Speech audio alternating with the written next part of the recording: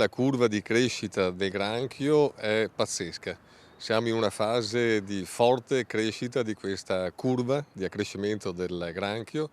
Ormai lo troviamo purtroppo anche già vicino ai lidi, vicino alle spiagge, non solo alle lagune. Arriva dunque al momento giusto il decreto legge agricoltura approvato dal Consiglio dei Ministri che tra le misure contenute prevede la creazione di un commissario straordinario che sarà nominato nelle prossime settimane e uno stanziamento di 12 milioni per chi è stato colpito dalla straordinaria invasione. Auspichiamo che a breve venga nominato questo commissario e che inizi un'attività di semplificazione dei procedimenti amministrativi per l'erogazione di fondi per affrontare le emergenze e per individuare anche attraverso la ricerca quali possono essere le azioni migliori per uscire da questa impasse, da questo blocco che sta compromettendo centinaia e centinaia di imprese.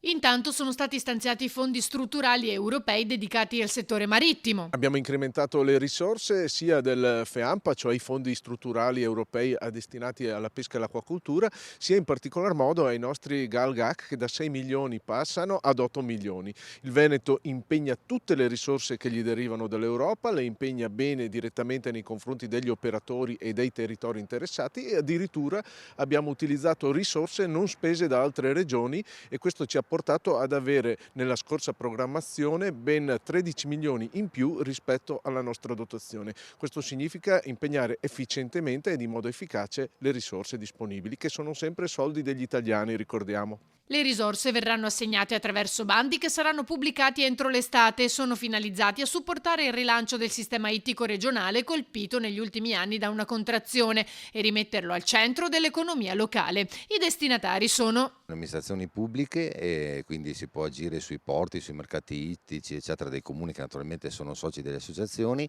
e per quanto riguarda la piccola e media impresa, quindi direttamente ai pescatori su cui si costruiscono appunto questi bandi della rappresentatività che c'è all'interno dei due flag.